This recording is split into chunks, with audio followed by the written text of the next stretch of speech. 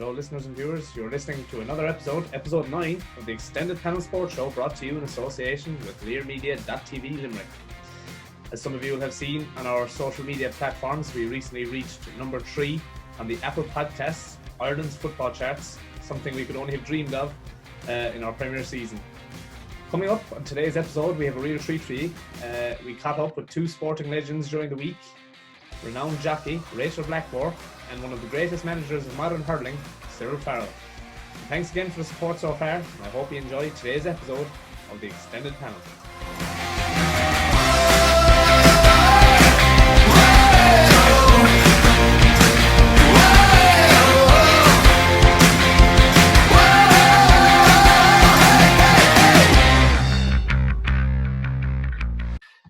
Okay, so welcome back to another episode of the Extended Panel.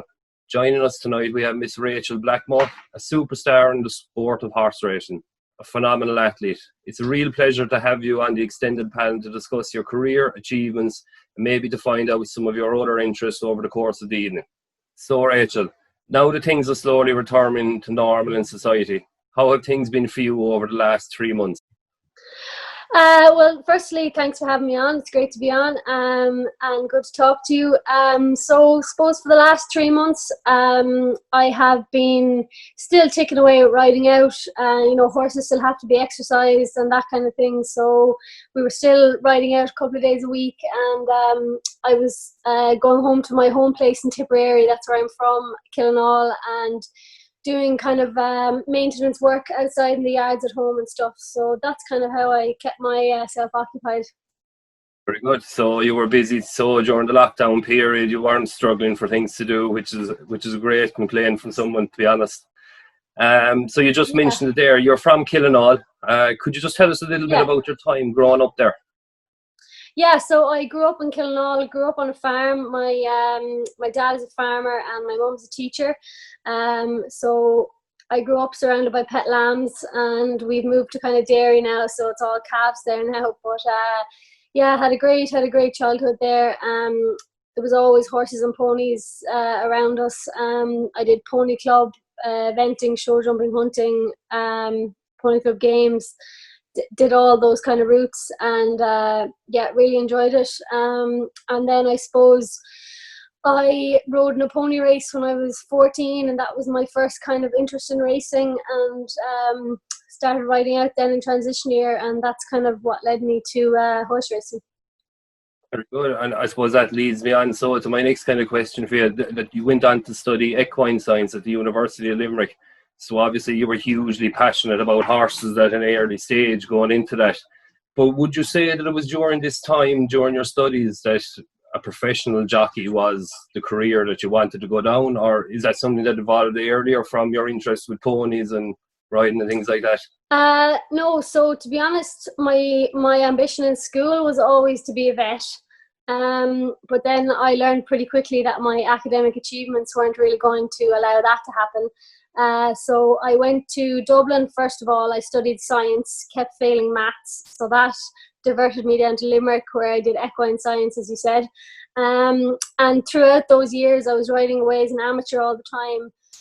And when I finished in Limerick, then I was kind of at a crossroads, I suppose. My amateur career wasn't really a career, wasn't really going anywhere, and I still wanted to ride, but I was a bit lost, to be honest. And then the man I was working for at the time, Shark Hanlon, said to me, "Why don't you try turning professional?" And I did, mainly because my weight was so good. So I would have been able to ride at all the lighter weights and claim off those weights. And I had a lot of experience riding over jumps and point of points, so that was a big help. And it was kind of something that I had nothing to lose by doing it, so I gave it a try, and it's worked out. It certainly has, that's for sure, because I suppose since 2015, when you did turn professional, you've achieved an amazing total of over 90 wins. Again, you had another winner today. I was keeping an eye on it, and you were also the first female to win the Conditional Riders Championship in 2017, which is an amazing feat. I suppose on that, do you think you get the time to enjoy those achievements, or is the busy schedule kind of dictating the celebrations and you kind of have to move on very quickly and wait till the end of the season? And during those memorable wins, I suppose, what was the standout moment for you during those? So jumps racing is funny, as in one season runs into the next. Our season finishes at the Punchestown Festival at the end of May, and that just runs straight into the summer festivals, and the summer racing. So this year, I suppose, is the first year where we had a kind of a chunk of time to kind of reflect on everything that happened. And yeah, look, it's been very good to me racing. Obviously, my Cheltenham winners are bang up there. Well, actually, they are there. That's what it's all about, is riding winners in Cheltenham. And I'm very lucky to have ridden 3. Yeah, you just mentioned it there, and your first winner at Cheltenham was a plus third. And at this year's festival, you claimed your hat trick of wins, as you said, with Manila Indo and Honeysuckle Storm into victory. Like, for a female jockey, like, I suppose, to win over fences at Cheltenham, it's an astonishing achievement, and fair play to you, 100%. But what is it like to be coming down those final furlongs with the Cheltenham crowd roaring? Or is it a case of you're trying to block it out and staying focused, or does anything come into mind? Yeah, you can definitely hear the crowd. You can hear the crowd when you're even going around. It's very special in that way, and there's a massive amount of atmosphere in Cheltenham. But it's kind of where every jump jockey wants to be, and I've had some fantastic opportunities there. I've got to ride some very good horses there, and I'm just very grateful that some of them have won. Good, yeah, brilliant. It's great watching at that Cheltenham Festival. And look, with racing now behind doors, Rachel, like, how strange has that been? Like, or do you feel there's an element of that the pressure has been taken off a bit in comparison to listening to the spectators, which we just discussed there at Cheltenham? I suppose for us now in the summer, we haven't ridden at any festivals yet. So obviously this weekend in the Curragh, it's going to be a lot different. It's going to be a lot different behind closed doors. But when you're out there and you're riding in the actual race, nothing really is different. So obviously there's massive protocols that we have to go through now to go racing. We have to go through health screening, temperature checks. Everyone has to be logged in. We're wearing face masks. Everyone is spread out in the weigh room now. They're using different buildings on course for jockeys to change in, and there's a massive amount of effort that has gone into keeping everyone safe, and it seems to be working really well at the moment, and everyone is doing their bit. Very different racing circumstances now, that's for sure.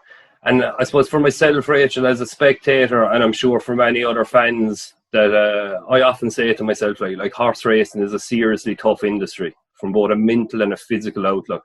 Like, obviously the risk is clear from an injury perspective, but from a psychological aspect, how do you prepare from a race?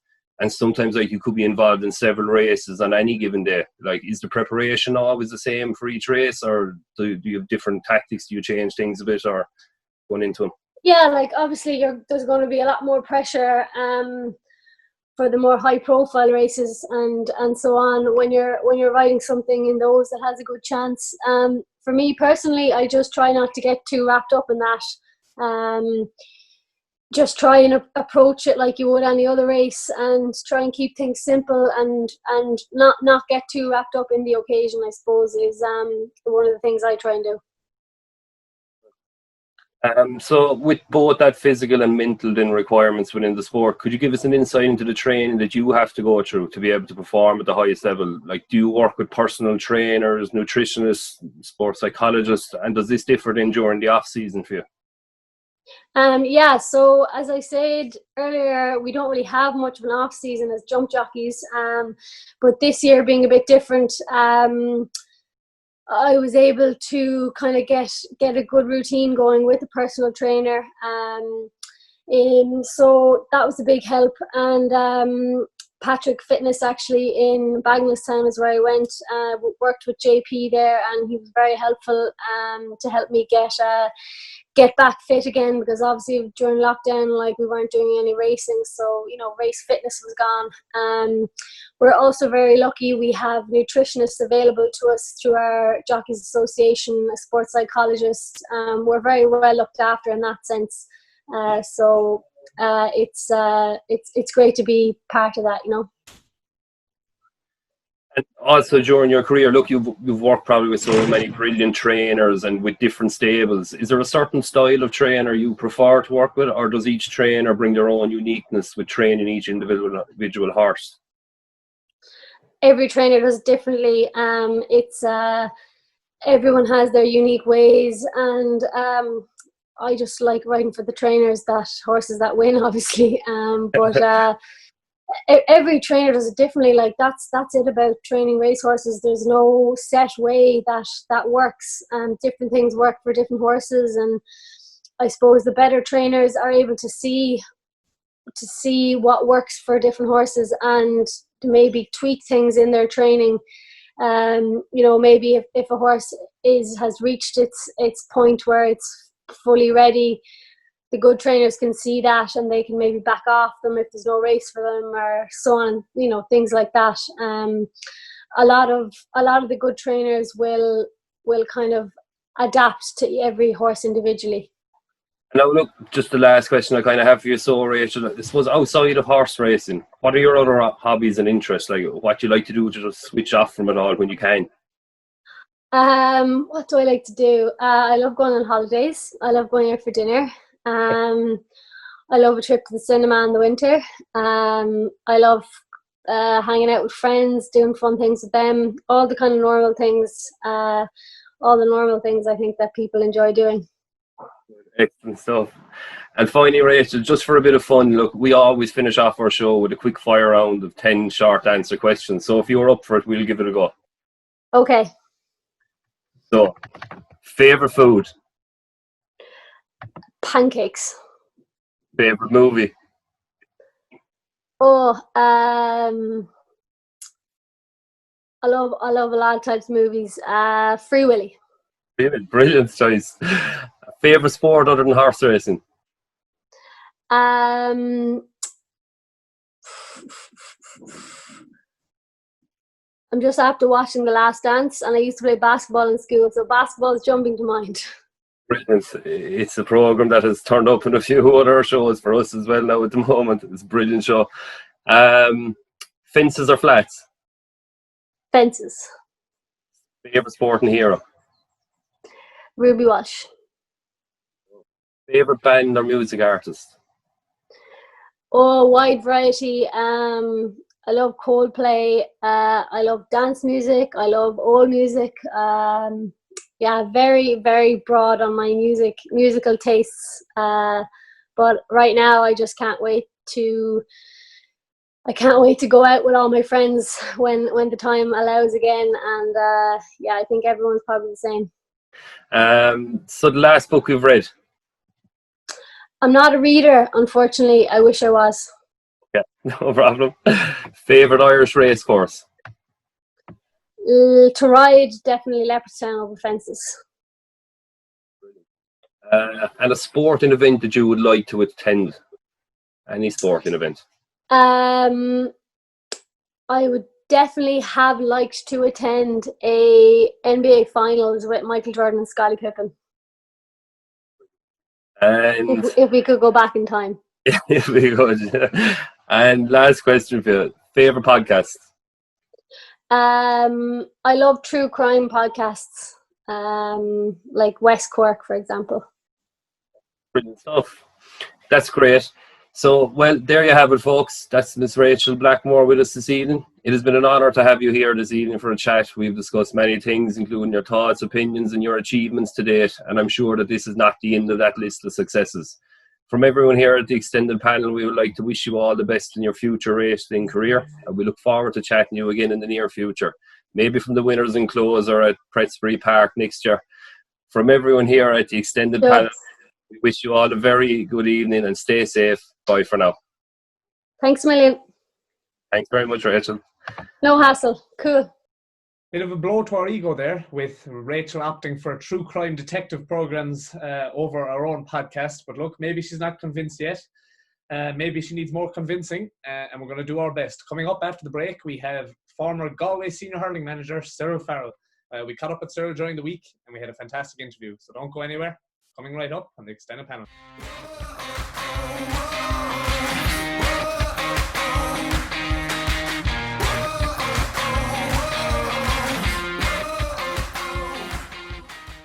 Hello everyone, and you're all very welcome to another edition of the extended panel. On this morning's show, we're going to preview the GAA Hurling Championship for 2020.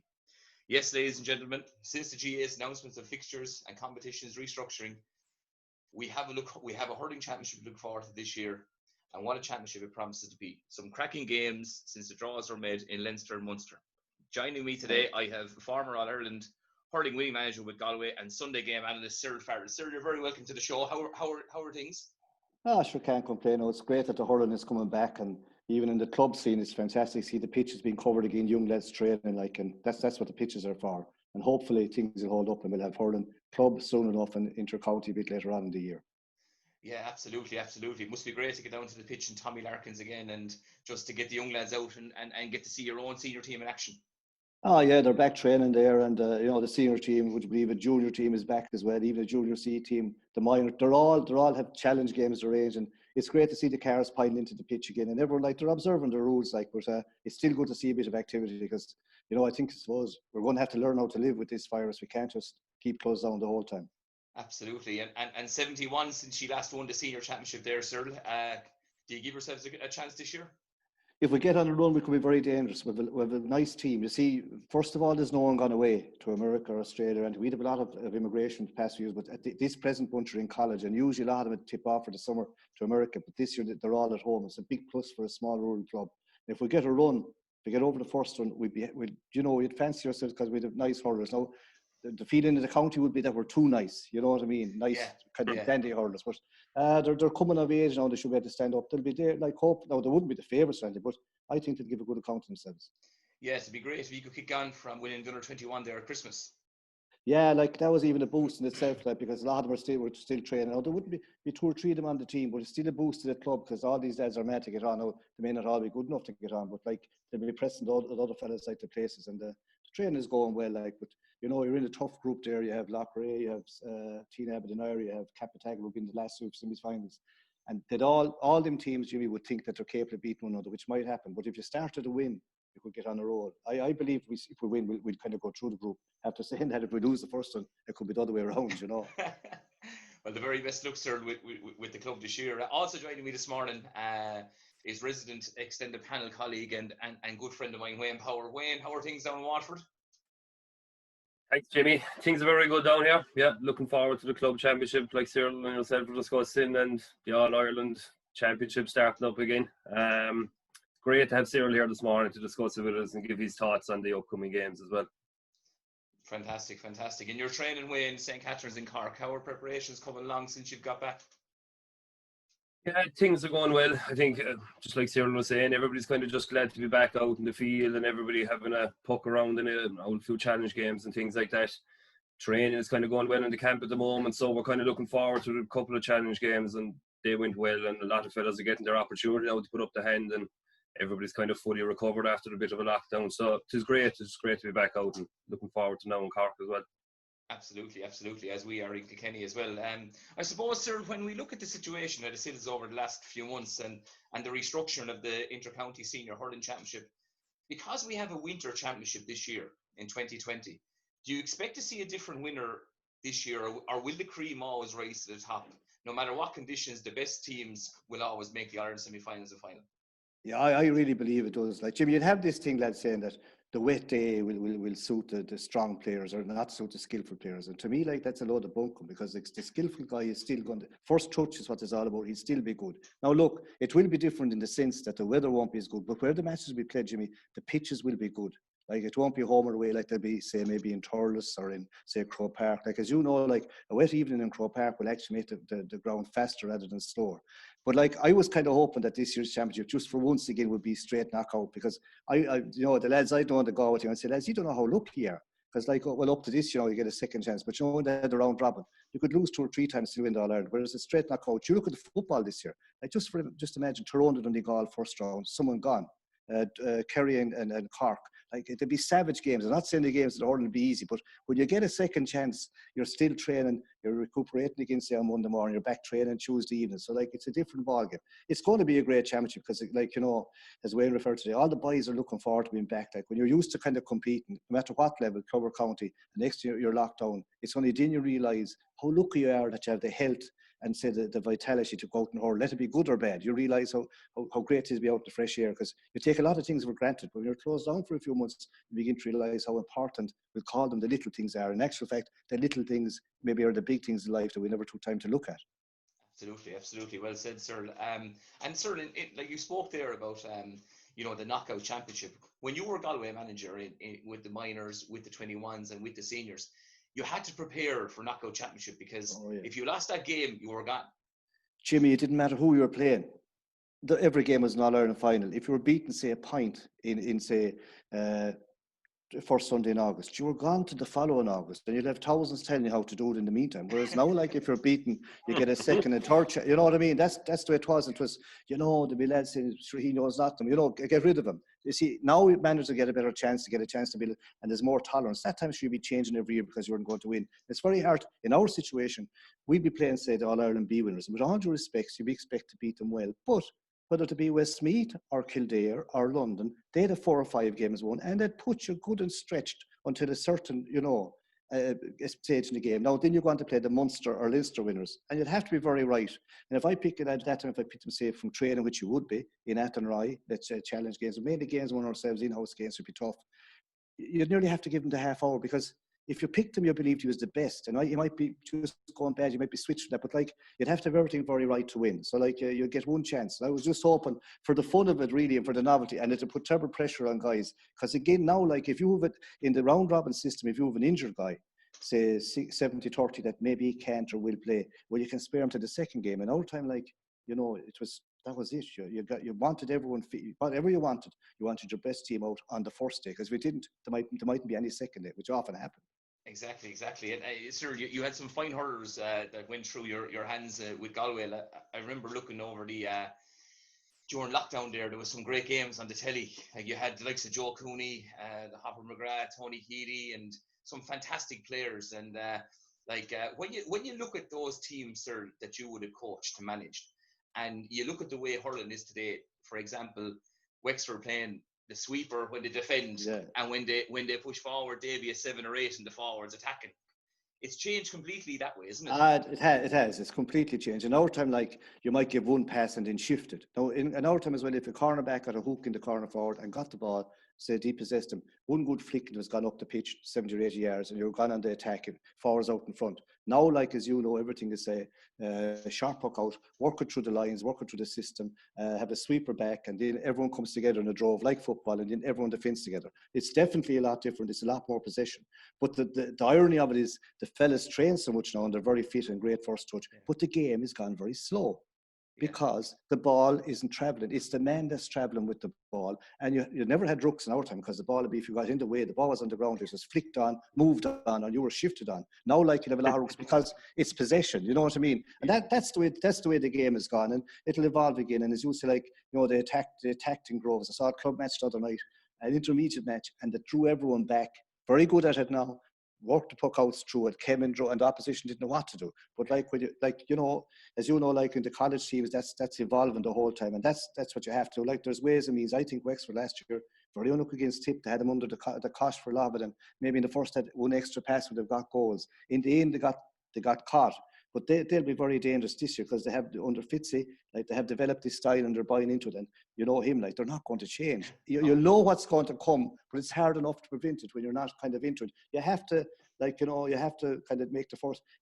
That Wexford team will make the first move. Everyone's going to know he'll drop a lad back, you know. maybe Kevin Foley, maybe 2 sweepers. They'll work the ball back out to them. They'll go forward together. So it's up to you to counteract it. Now, maybe the day will come when some manager playing Wexford will say, hey, hold on a minute now. We'll dictate the pattern of the play. You know what I mean? We'll do something different rather than the other way around. But that's where the hurling is gone. Like Kilkenny are slowly developing. And sure, Cork, like when they came, say, with the Ben O'Connors and these guys, they developed a running game. Not as much defensive as, like, Fitzy hates on about defence, but like, he has everyone defending and then he has everyone attacking. Yeah. But that's the way the game is completely different. In the olden times, like, there'd be red cards all over the place, Jimmy. Like, Jesus, like, you know, we played Kilkenny there in the final. Like, to be physical and tough, and that's the way it was. Nowadays, you couldn't do that. And there's great protection now. Like, say, a nice wing forward or corner forward now is well protected by the ref. But in our time, like a corner forward, if he wasn't there to stand up for himself, like he'd probably be taken off because he get a wrap up the ball, wouldn't go to the next ball in the latest century. He's not going to go into it. They're just different times. People often ask me, would all the teams survive? They would if they were getting the coaching and training, like, you know, the same thing. There were different styles, but another big thing is the diet, Jimmy. Like, you know, in our time, he had a choice of, after training, the fella in the restaurant to come down, he'd know the lads were there. If the training was hard, no, they wouldn't eat much if it was physical and hard, but if it was just a match and a nice training session, they'd have a choice of steak, fish, and chicken. And as much chips and potatoes as they like, as much veg as they like, pints of milk, and going home, they'd have Sidona, 7-Up, Coke, and club milks. And like, sure, now, like, the boy, I see the boys, I call it drinking jungle juice now, like, to keep them. I was saying, lads, look, eat a good meal. And there was no gym in our time, very little, but the boys are physical. They didn't need it. Like, these guys were working. They didn't need him. They're the big difference in the team, like, you know. Yeah. No, but the Leinster Senior Hurling Championship is a great place to start. And this year we have some cracking games. We have Dublin and Laois in the Leinster quarter final. The winners meet Kilkenny, and on the other side of the draw, Wexford and Galway. If we can look, Cyril, first at the Dublin Laois game. I know Laois got over Dublin last year by 2 points in Port Laois, a mighty win. Had a great Joe McDonagh Cup campaign, and went on to lose Tipperary eventually in an All-Ireland quarter-final. Can you see them troubling Dublin again this year, or will Dublin get one over? Well, they will trouble Dublin in the sense, like, no, they had a good campaign last year before they played them. I met a good few Dubliners afterwards, and we were doing the thing for cancer. A charity match, a lot were playing it because they were free, and they were disgusted that they let themselves down. They felt that they didn't perform against Laois after beating Galway, and it was an opportunity lost. So they're living. They've been living the whole time. Matty Kinney knowing well, they've been living for this chance against Laois. But Eddie Brennan, like, will have Laois very organised again. Like, he'll have them drawn behind the ball, a bit like Dublin as well. They play nearly the same style. But you know, Eddie was kind of disappointed early on there because some of the lads that were missing, Jimmy, would you believe, didn't come back that he thought would come back after having a good year. Like, you know, that wouldn't happen now, say in Kilkenny or Tip or Galway, Hurling counties. If a young lad was asked in, like, he'd be mad to get in, he'd be jumping to get in, and you know, he still has to get over that. But you'll be expecting of what happened last year that Dublin will get over, but it mightn't be as simple as people think. Like, you can't be saying it's revenge. You have to get out and perform. On performance on the day. Like, talking to Matty Kinney over the winter, like he was saying, we just didn't perform. It's our own fault, but they have been living for this game, and it gives them get over that. They have Kilkenny, but it's a nice step. Whoever gets over it's a stepping stone. And if Dublin do get over it, they will rattle Kilkenny because, again, he'd be very much, Matty Kinney and Greg Kinney will be very much into kind of the tactics and the coaching, whereas Brian Cody would be into, but he'd believe in his put out the 15 lads, like, you know, and Brian would often say, there'd be often a coach and saying, you know, the good ball into the forwards, a low ball or crossfield ball, the low trajectory. He'd be saying there's only one bad ball, and that's the ball that doesn't come. In other words, like, a forward should be able to fight for it. When the wrong way goes in there, you should be able to win it or fight for it anyway. Like, if they're expecting everything nice, that won't happen. So, like, whoever comes out of that will be nice. But Kilkenny, to me, this year, Jimmy, are way stronger than last year. I think Brian performed a miracle last year with getting that Kilkenny team to an Ireland final because they're only developing a lot of new fellas in it, and they're under the radar this year. He's stronger this year. He knows what he has. I can see they're going to be, to me, they'll be in the Leinster final game coming in from that side. And we'd say with your own side of the draw, Leinster, you have Shane O'Neill over Galway, and as we said, Fitzy over Wexford. That will be one serious game. Who would you fancy there, sir? Well, fitness-wise, there's no doubt to me that Wexford will be a lot fitter. You know what I mean? They're a few years down the road, and like, you know, Fitzy, he'll have them driven early on. And I saw the Galway train early on, and it was nice, but you'd know early on in the league it was geared for later on in the championship, which in the last 2 league games were starting to come right. And it was very hard just to come in and get them going. And they were kind of going lovely when the break came, which probably didn't suit at the time. Now, Galway would have nice hurlers, but they will not like the system that Fitzy will play because you know, and I know what he's going to do. Like, he mightn't like what the word sweeper, but he'll have more defenders back than usual. He'll have everyone back, and he'll even let the Galway cornerback have the ball and let him work out what to do. And then they'll all come in droves. Wexford would be fancy. Galway, to me, would still have the better hurlers, but whether they'll be like, it's going to be a minefield, and there'll be hard rattles. It's going to be men's word.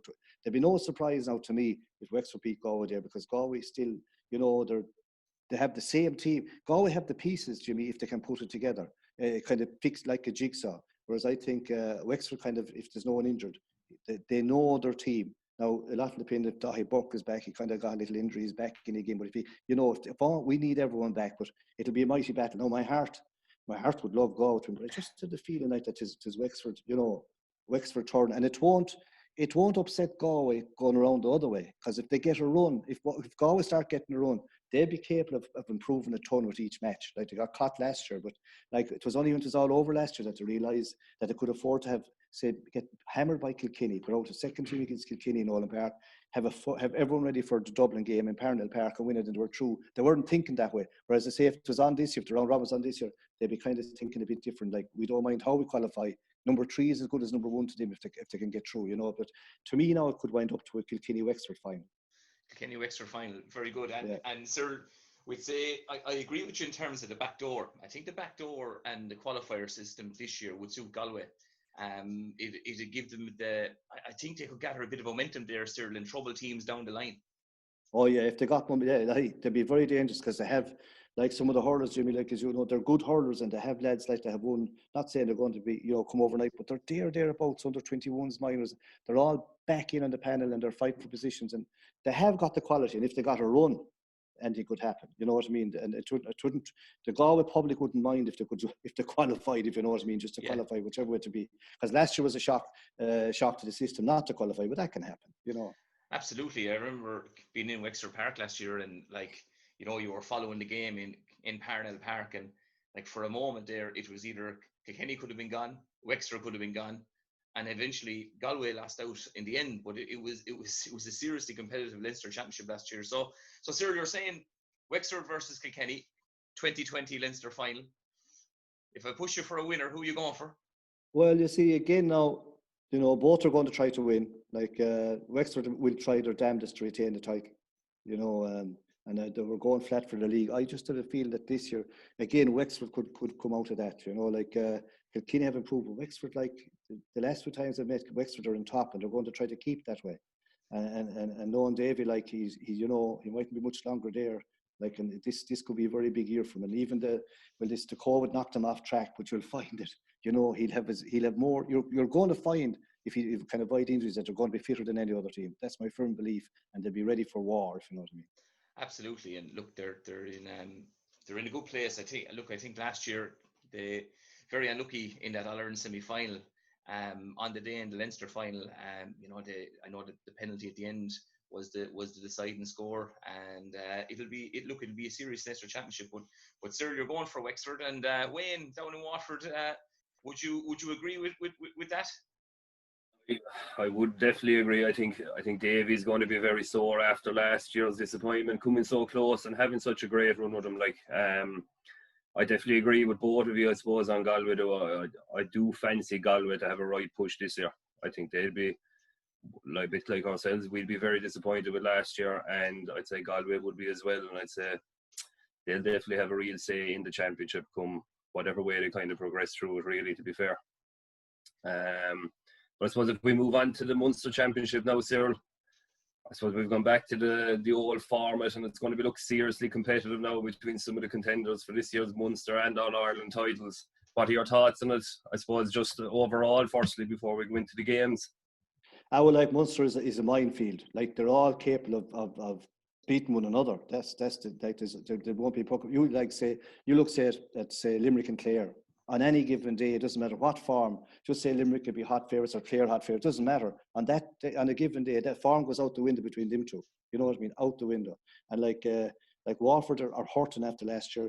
Like, you know, new coach in from Tip, doing a nice job. I've seen him before the Braves team with a lot of college games kind of you know, kind of unearthed them fellas, getting fellas moving, and has his own little style of play. Not much different to what was there before, but slightly different at the same time. There's not a word. The funny thing that's about this championship going in, there's not a word about Tip. Not much in the papers, not much talk about them. And they are the All-Ireland champions. Like, they must be kind of smiling. Now, they did get hammered in the Munster final. And people are saying that, oh, they wanted to lose it and they weren't trying. To me, no, that's a lot of cock hoop. Like, they wanted to win. No more than the one when the one before that, I'd be always cutting cheaty. The All-Ireland, when they got hammered by Cork. Is that the one you got hammered by Cork in the first time? I said, how will you ever F off? Like, you know. But they came back to, see, when you win the All-Ireland, all the matches are forgotten about. Now, they lost the Munster final, hammered last year, and afterwards their supporters would have shot them, you know. But when they win the All-Ireland, it was a kind of a master plan, and then you're great. But like, no team goes out to lose. But they're lying in the long grass, and they'll be thinking, did we get the credit for the All-Ireland? You know what I mean? Like, we were kind of, they were saying we were lucky against Wexford, we should have won, and we got in with Limerick hammered us. They will feel this All-Ireland we want to win to prove that last year wasn't, not saying it wasn't a fluke, but people are just saying, you know, Limerick were probably the better team last year and they got caught by Kilkenny. That's the general hurling feeling. So they'll be out to prove a point. And then you have Cork. Like, every year you think they're going to come. And the year that Limerick won the All-Ireland, like, Cork were up 6 points. There's a few minutes to go. And like, only say Nicky Quaid's flick, like, if Hardy shot went in or into the back of it, that game was over. So Limerick wouldn't have been the All-Ireland champions and gone what they're, like, people are saying. Like, the more when Galway won the All-Ireland, they were saying they're a big side and they're a strong side. And the same now, they're Supermen. But it doesn't really matter in hurling. It's not being big and strong. It's all about hurling. So when you win, you kind of get a new status. Now, Limerick will be hurting. But like, Cork will feel if they get it together on a given day, they could run scores up against you. And like, probably the best hurling over the last 10 years, for the best hurling looking at from neutrals, would be the Waterford Cork matches with scores all over the place, open, flamboyant hurling. Anything can happen in that game. Waterford will fancy themselves playing Cork because they won't let them open up. You know what I mean? Limca will feel, look, lads, if we can close them down early on, don't let them open up early on, we can get on top of them. Because if they don't flow, they don't play really, Cork. And Cork, in my time, and even now, it was always nice playing against them because they never went out to stop you. Like, they believed that they were good enough to play their own hurling and win. And that suits a lot of teams, that you're allowed to play your own game. I think Waterford will go to close them down early on, stay in the game and kind of beat them even with a bit of physicality. Because to me, they're a bit stronger than Cork are. So look, Cork, everyone says they're due a run, like, but you know, they'd want to start soon doing it. I've seen Clare in a couple of league matches, a couple of challenge matches under Brian Lohan and Sean Tracy. They're playing that style of hurling. They're getting stuck in. You'll call it a bit of old style, nothing fancy, but by God, they're warriors, and they won't look fancy. Again, they're going to make a battle for anyone. That's the way they're going to play. But I don't know have the quality to keep going to win in All Ireland. I suppose it'll be very interesting to see who comes out on the first day, I suppose, before anybody does get their kind of second chance, I suppose, with it, isn't it? So, like, yeah. I suppose if we had to push you on a win or so, Cyril, on Clare and Limerick, the league, Division 1 and 1A. Yeah, you'd imagine. To me, like, if Limerick get rolling, you know, they should win it. After saying that, I saw them, there was 2 or 3 years ago in Innis, and I thought that winning the next thing, Clare rolled them out the gate back to Limerick, which quite time. But I would be on the hurling. I think Limerick are good enough to win that. You know, and like, they'll want to win it because they're hurting after last year. And like, they still have all the players they had. I think, you know, it's funny, Paul Kinnerk coaching there with Kylie, like, as Jimmy would tell you, like, most of Kinnerk's coaching is nearly the very same as Fitzy's. The two of them nearly play the same. It'd be very funny if the two of them played, because God Almighty, you could have, well, you'd have the goalies in, you'd have 28 players on one side of the field for 10 minutes and 28 players on the other. It'd be a funny game. Very low scoring game, maybe. early on, anyway, I'll tell you that. Yeah, and I suppose Limerick didn't be well fired up, I suppose, to try and reclaim their title once they tipped in, we'll say, in the semi-final, if that was to be the case. And to be a great one, because Tip's pride was hurt last year. Don't mind people telling you they didn't worry about it. Sure, they're worried about it. That's easy when you win. Like, you know, if they lost the next round out, they'll be saying the defeat against Limerick put them back. They'll want to lay a marker against Limerick.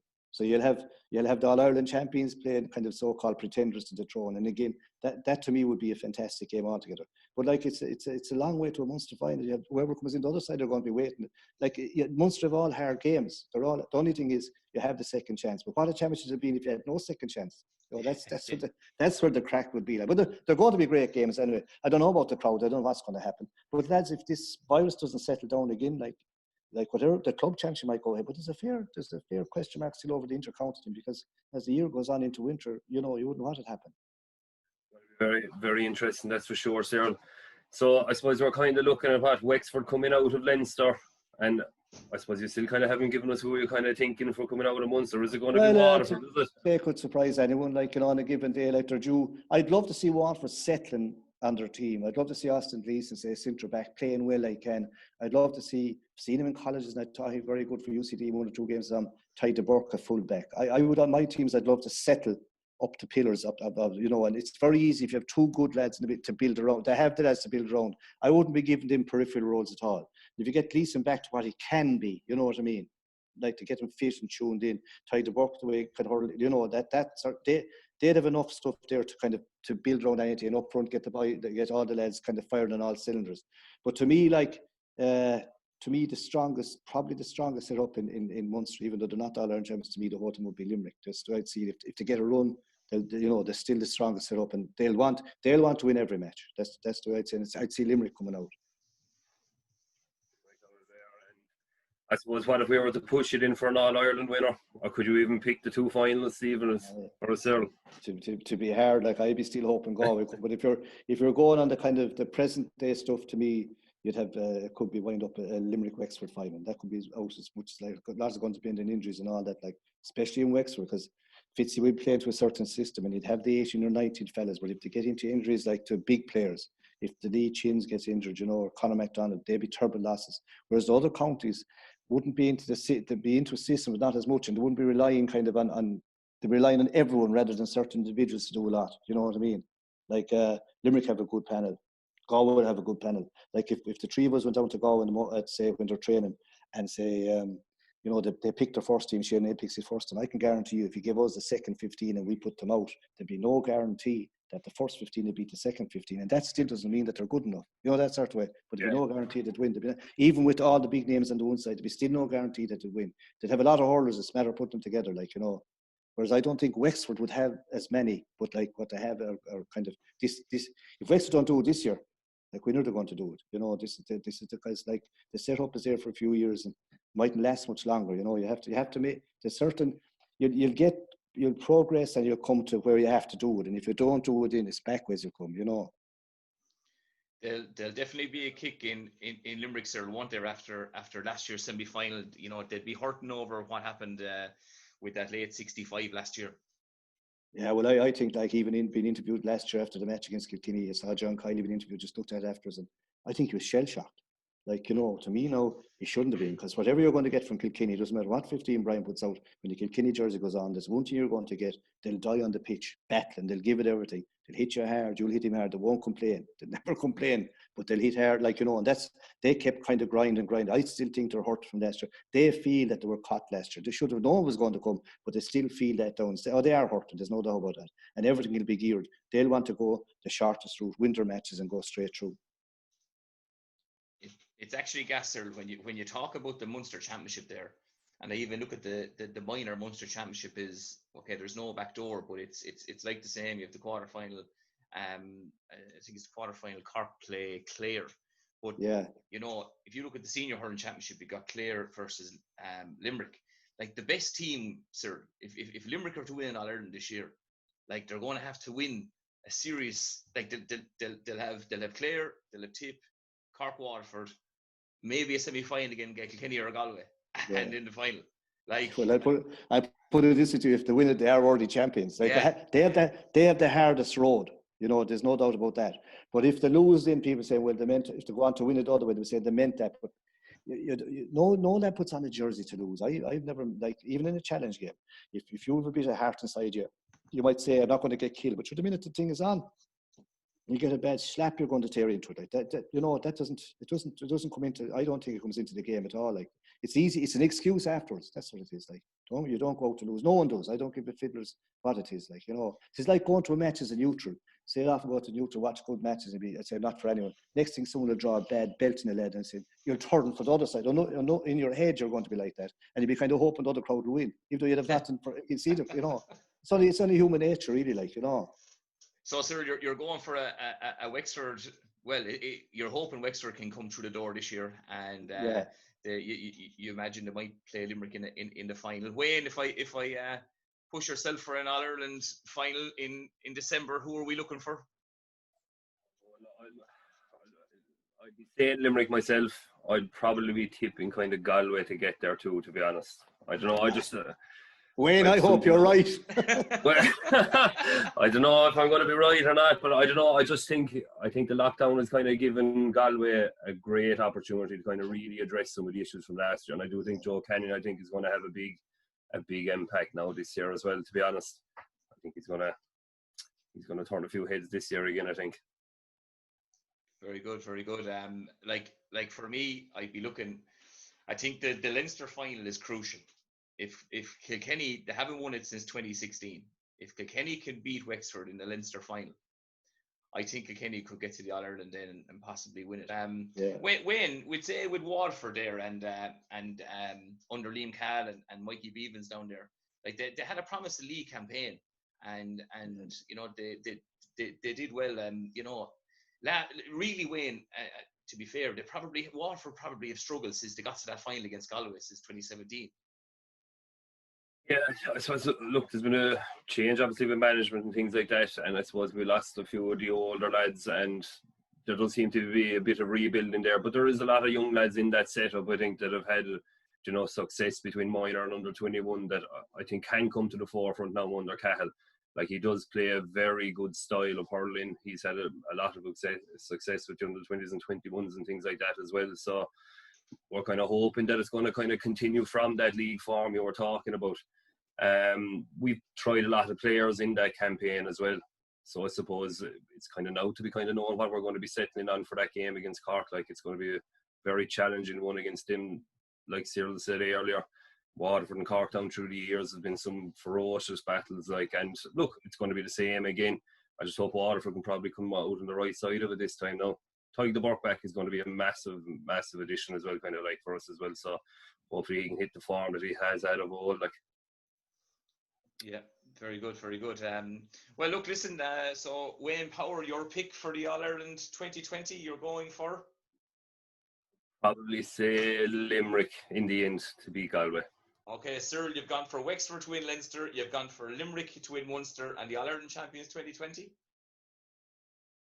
Yeah, I just have the feeling that Limerick have the quality, like, you know, they're hurting so much and they want to get back so much. I know Shane Dowling is gone now, saying he was a good impact sub, but again, like, his knees went, but like Jimmy, you'd know him now from the Limerick setup as well, like, the type of game that Kennerk and these were playing didn't suit the types of James Dowling. You see what I mean? It's a different system. Now, in my time, I'd have him on because I'd have him say around the edge of the square somewhere, or even wing forward, big strong men there, great free taker, and great to get a goal. Now, you know, kind of a goal.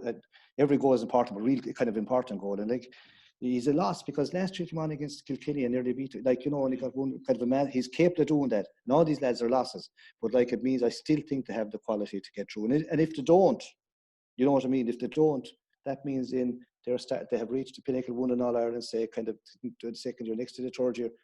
It's going to be harder for them to come again because someone else will come. That's the way it is. But if they could win another one, they could go on to their team could go on to be a fantastic team, you know. Absolutely, absolutely. So Cyril is saying potentially Limerick. I'll say for Leinster, I go for Kilkenny. For Munster, I go for Limerick. And to win the All-Ireland, I'd have to say Limerick this year. I just think they just may get over the line. I think the hurt of last year might just drive them. But look, Cyril, it's been an absolute pleasure for us to have you on our show today. You've played a hugely influential role in the success of Galway hurling. You won 6 All-Irelands as manager, minor in 1983, under 21 in 78 and 96, and in the 3 senior, 1980, 87 and 88. You're the most successful Galway senior hurling manager, winning 3 All-Irelands out of the 5 that your county has won. And you're a joy to watch on the Sunday game, sir. But above all else, you're an absolute gentleman to the core. And it's been an absolute pleasure for myself to work with you in LIT, but to also have you join us on our show here today. Stay safe, sir. Keep in touch, and we'll see you over the next few weeks and months at the club games and the county matches. Pleasure is mine, boys. Best of luck, Wayne. Best of luck on all the hurling. See you, Jimmy. Thank you very much, sir. Bye, Thanks lads. very much. Take care. Bye. Well, that just about brings this episode towards a conclusion. As always, if you're listening on Spotify or Apple Podcasts, make sure to like and subscribe. Or if you're watching on our YouTube channel, learmedia.tv, make sure to subscribe to the account and feel free to get in contact with the page. Our Instagram and Twitter is at Extended Panel, or feel free to get in contact with us at extendedpanel@gmail.com. Thanks a million to Cyril Farrel and Rachel Blackmore for 2 fantastic interviews. I hope you enjoyed today's episode as much as we did in making it. As always, thanks a million for supporting us, and we'll see you next week with a brand new episode of the Extended Panel.